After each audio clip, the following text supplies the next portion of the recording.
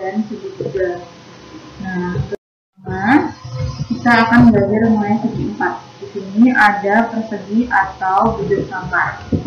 Nah, persegi ini mempunyai sifat-sifat yakni mempunyai 4 sisi yang sama panjang. Di sini sisi yang sama panjang adalah sisi AB, sisi BC, sisi CD, dan sisi AD. Persegi juga mempunyai 2 pasang sisi yang sejajar, yakni sisi AB sejajar dengan sisi CD dan sisi AD sejajar dengan sisi BC. Persegi juga mempunyai 4 sudut siku-siku. Di sini sudut yang dimaksud adalah sudut A, sudut B, sudut C, dan sudut D. Ingat ya, sudut siku-siku itu besarnya adalah 90 derajat. Persegi ini mempunyai 2 garis diagonal yang sama panjang dan berpotongan tegak lurus. Di sini diagonal yang dimaksud adalah diagonal AC dan diagonal BD. Persegi juga mempunyai 4 simetri lipat dan 4 simetri putar. Selanjutnya terdapat persegi panjang. Nah, persegi panjang ini memiliki sifat-sifat yang mirip dengan persegi. Kalau tadi itu persegi itu mempunyai semua sisi yang sama panjang, nah persegi panjang ini hanya memiliki 2 sisi yang berhadapan sama panjang.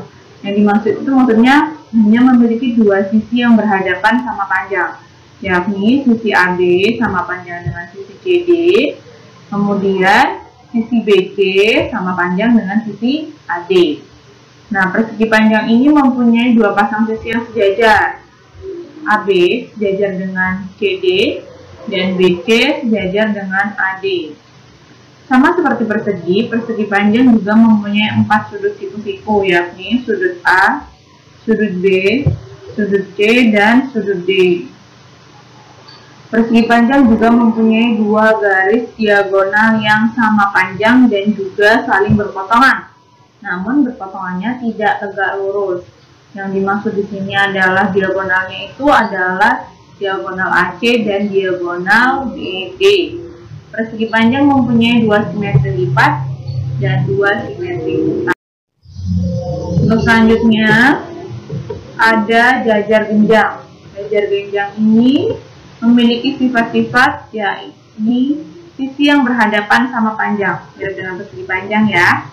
Jadi yang dimaksud sisi yang berhadapan sama panjang ini adalah sisi AB sama dengan sisi CD, sisi BC sama dengan sisi AD.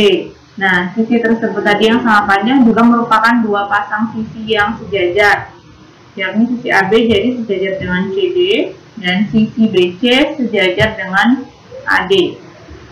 Nah, kalau untuk jajar genjang, dia mempunyai 4 buah sudut, namun hanya sudut yang berhadapan yang sama besar. Jadi, sudut A sama besar dengan sudut C, dan sudut B sama besar dengan sudut D.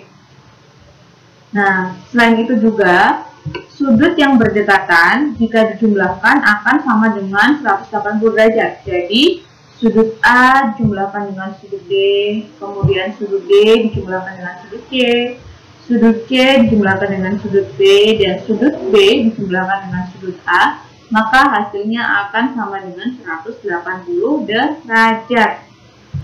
Jajar genjang ini juga mempunyai 2 diagonal yang saling berpotongan, yakni diagonal AC dan diagonal BD. Jajar genjang tidak mempunyai simetri lipat, tapi mempunyai 2 simetri. Untuk selanjutnya, kita akan bahas mengenai belah ketupat. Nah, belah ketupat ini sama seperti persegi, dia mempunyai 4 sisi yang sama panjang, yakni sisi AB, BC, CD, dan AD. Namun, belah ketupat ini mempunyai 4 buah sudut, tapi sudut yang sama besar hanya sudut yang berhadapan saja. Jadi, sudut A sama besar dengan sudut C, dan sudut B sama besar dengan sudut D. Nah, belah ketupat ini mempunyai 2 diagonal yang berpotongan saling tegak lurus, yakni diagonal AC dan diagonal BD.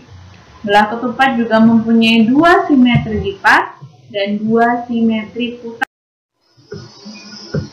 Untuk layang-layang sendiri mempunyai beberapa sifat, yakni seperti terdapat dua pasang sisi yang sama panjang. Yang dimaksud sisi yang sama panjang di sini yakni sisi AB sama dengan sisi BC, kemudian sisi AD sama dengan sisi CD.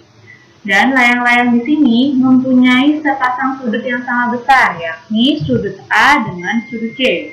Untuk diagonalnya, dia mempunyai dua diagonal yang saling berpotongan tegak lurus, diagonal AC dan diagonal BD.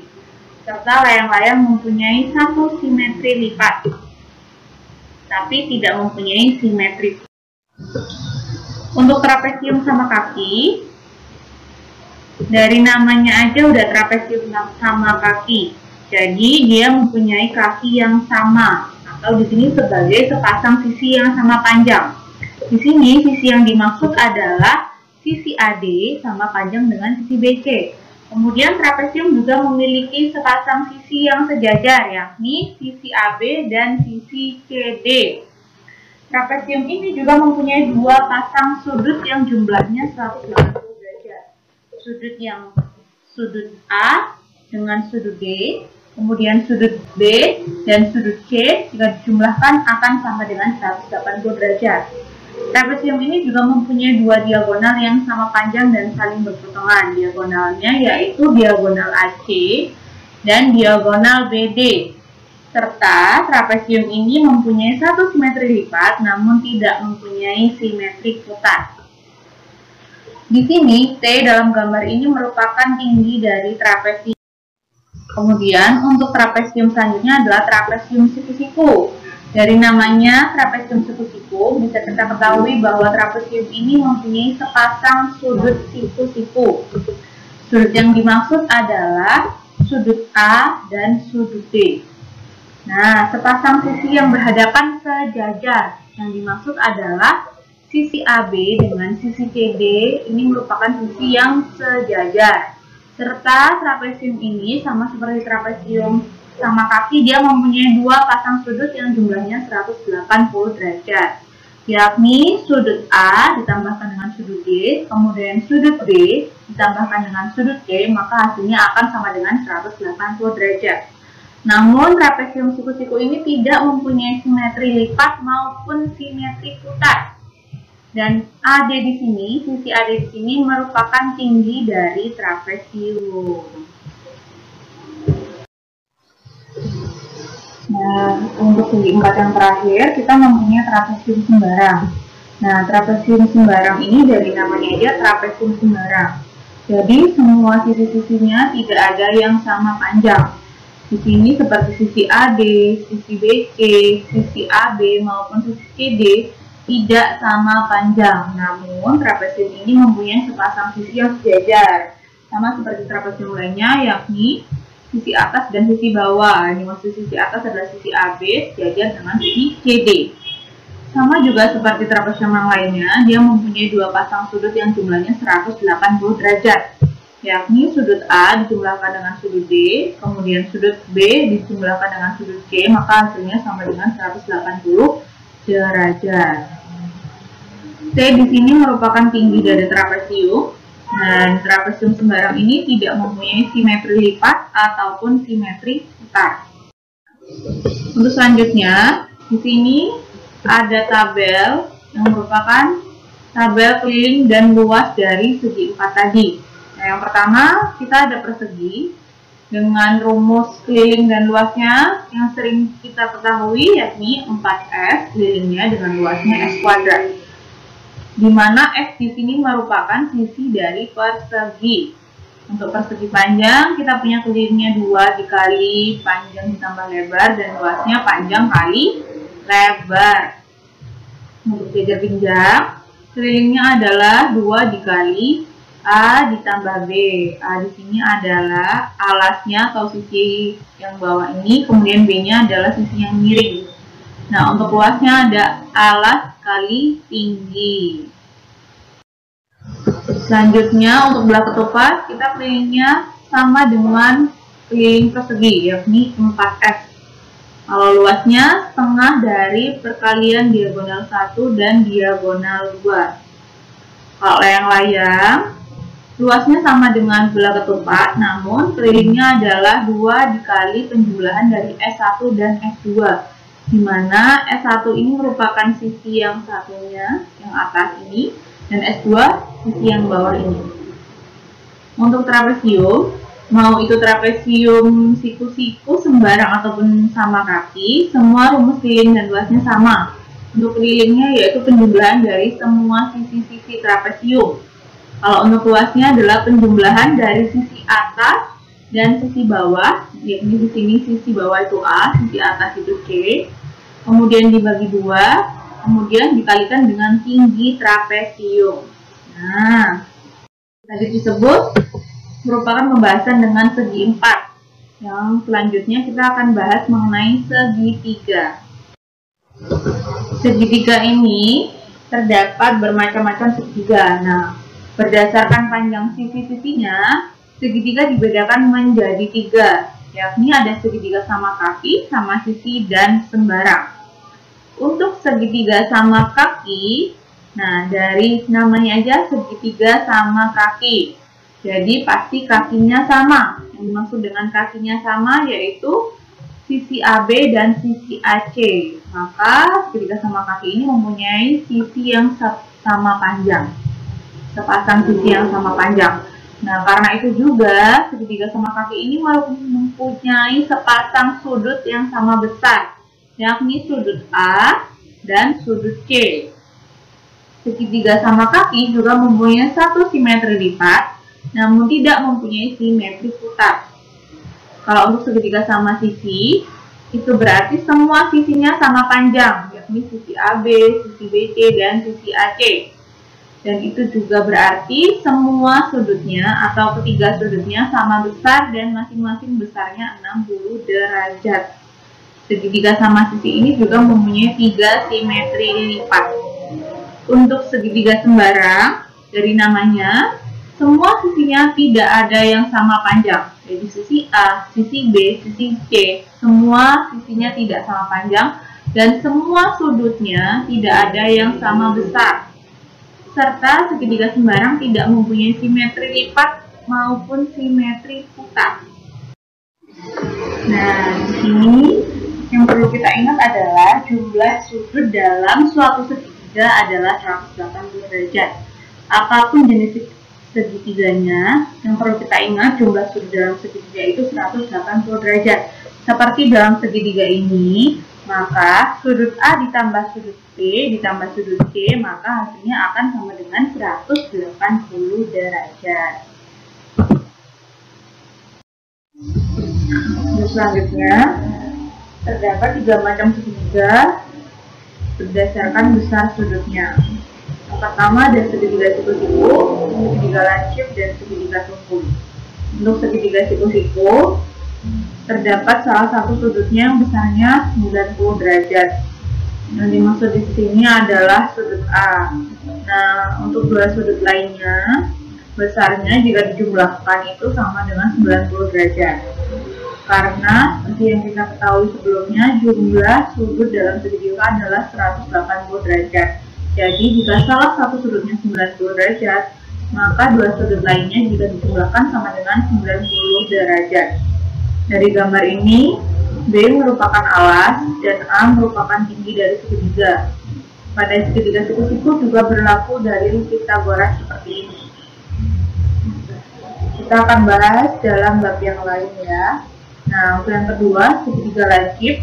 Segitiga lancip ini berlaku setiap sudutnya besarnya kurang dari 90 derajat. Untuk segitiga tumpul, dia mempunyai salah satu sudut yang besarnya lebih dari 90 derajat. Yang dimaksud sudut A di sini adalah yang ini ya. Ini besar sudutnya lebih dari 90 derajat. Untuk selanjutnya, terdapat garis-garis istimewa pada segitiga. Yang pertama yakni garis bagi. Garis bagi merupakan garis yang ditarik dari sebuah titik sudut sehingga sudut tersebut membagi menjadi 2 sudut yang sama besar. Dari contoh ini kita bisa lihat sudut C ditarik garis menuju titik F, Jadi CF adalah garis bagi segitiga ABC, karena CF membagi sudut C menjadi dua sudut yang sama besar. Untuk yang kedua yaitu garis berat. Garis berat ini merupakan garis yang ditarik dari suatu titik sudut terhadap garis yang berada di hadapannya, sehingga garis tersebut menjadi dua bagian yang sama panjang. Di sini sudut C ditarik garis menuju titik D, sehingga sisi AB ini membagi menjadi dua sisi yang sama panjang. Sisi AD sama dengan sisi BD, sehingga garis CD merupakan garis berat pada segitiga ABC. Untuk yang ketiga terdapat garis tinggi. Garis tinggi itu merupakan garis yang ditarik dari sebuah titik sudut terhadap sisi yang berada di hadapannya dan harus tegak lurus. Jadi garis CD di sini merupakan garis tinggi karena tegak lurus dengan alasnya atau sisi AB. Untuk garis sumbu ini merupakan garis yang membagi sisi segitiga menjadi dua bagian yang sama panjang. Dia tidak perlu ditarik dari sebuah titik sudut, tapi yang perlu digarisbawahi adalah dia membagi dua sisi menjadi dua sisi yang sama panjang. Jadi AD ini sama panjang dengan BD. Jadi DE di sini merupakan garis sumbu segitiga ABC.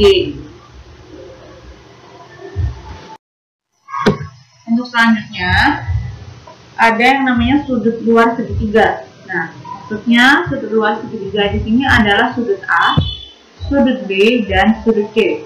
Nah, sudut luar segitiga ini besarnya sama dengan jumlah sudut dalam segitiga yang tidak berpelurus dengan segi tersebut. Nah, kita ketahui Z ini kan berpelurus dengan A. Nah, jadi A ini besarnya sama dengan penjumlahan dari sudut X dan sudut Y. Begitu juga dengan sudut B. Besarnya sama dengan sudut Z ditambah dengan sudut Y. Dan sudut C juga begitu. Besarnya sama dengan sudut X ditambah sudut Z. Nah, untuk selanjutnya terdapat teorema pertidaksamaan segitiga yang bunyinya adalah hasil penjumlahan dari dua panjang sisi segitiga selalu lebih besar dari sisi ketiganya. Ini artinya jika berlaku teorema tersebut, maka sisi-sisi segitiga tersebut dapat membentuk suatu segitiga. Seperti contoh berikut, contoh yang pertama, untuk sisi 7, 10, dan 5, kita lihat ya, 7 ditambah 10, di mana hasilnya 17, sama dengan lebih besar dari 5. Kemudian 7 ditambah 5, di mana hasilnya 12, lebih besar dari 10. Dan 10 ditambah 5, di mana hasilnya 15, juga lebih besar dari 7. Maka berlaku teorema tersebut sehingga ketiga sisi tersebut dapat membentuk suatu segitiga. Nah, untuk contoh yang kedua, 18, 9, dan 8, di mana 18 ditambah 9, yang hasilnya 27, hasilnya lebih besar dari 8. Nah, untuk 18 ditambah 8, di mana hasilnya 26, juga lebih besar dari 9. Nah, kita lihat 9 ditambah 8, di mana hasilnya 17, ternyata dia lebih kecil dari 18. Nah, perhitungan ini yang membuat teorema ini tidak berlaku pada contoh tersebut, sehingga ketiga sisi tersebut tidak dapat membentuk sebuah segitiga. Untuk selanjutnya, kita bisa menentukan jenis segitiga dari sisi-sisi segitiganya. Pada segitiga ABC ini, dengan sisi A merupakan sisi yang berada di depan sudut A, sisi B, sisi yang berada di depan sudut B, kemudian sisi C merupakan sisi yang berada di depan sudut C, maka berlaku C kuadrat kurang dari A kuadrat ditambah B kuadrat, maka segitiganya lancip. Kalau C kuadrat lebih besar dari A kuadrat ditambah B kuadrat, maka segitiganya tumpul. Dan jika C kuadrat sama dengan A kuadrat ditambah B kuadrat, maka segitiganya siku-siku. Nah, ini contohnya ya. Ini contohnya yaitu yang pertama untuk sisi 8, 6, dan 10 cm. 10 cm kita dikuadratkan kan 100. kemudian 8 kuadrat ditambah 6 kuadrat juga 100. Ini artinya sama dengan, jadi segitiga yang bisa dibentuk adalah segitiga siku-siku. Kemudian untuk sisi 2, 3, dan 4 cm, 4 kuadrat itu sama dengan 16. Kemudian 2 kuadrat ditambah 3 kuadrat sama dengan 13. Nah, maka 16 ini lebih besar sama dari 13. Jadi, ketiga sisi tersebut dapat membentuk segitiga tumpul. Contoh yang ketiga, sisi 11, 12, dan 14, di mana 14 kuadrat adalah 196. Kemudian 12 kuadrat ditambah 11 kuadrat sama dengan 265, berarti 196 ini kurang dari 265. Jadi segitiga yang dibentuk adalah segitiga lancip. Nah, keliling dan luas segitiga yang kita ketahui secara umum adalah seperti ini, di mana ABC ini merupakan sisi dari segitiga dan C merupakan tinggi dari segitiga. Keliling dari segitiga yang kita ketahui A ditambah B ditambah C, atau penjumlahan dari semua sisi segitiganya, dan luasnya adalah setengah dari alas kali tinggi. Yang perlu diingat adalah alas segitiga ini selalu tegak lurus dengan tinggi segitiga. Nah, untuk tambahan, di sini terdapat rumus luas dari segitiga sama sisi dan segitiga sembarang. Untuk segitiga sama sisi, luasnya adalah A kuadrat dibagi 4 dikalikan akar 3, di mana A kuadrat di sini, A-nya, ini merupakan sisi dari segitiga sama sisi. Untuk segitiga sembarang, luasnya dirumuskan sebagai akar dari perkalian S dengan selisih dari S dan semua sisi segitiganya. Seperti ini ya, di mana S ini merupakan setengah dari keliling segitiga. Jadi setengah dari penjumlahan semua sisi segitiga. Nah, itu tadi pembahasan segitiga dan segi 4. Nah, terima kasih sudah mendengarkan. Tetap semangat dan selalu jaga kesehatan ya teman-teman. Wassalamualaikum warahmatullahi wabarakatuh.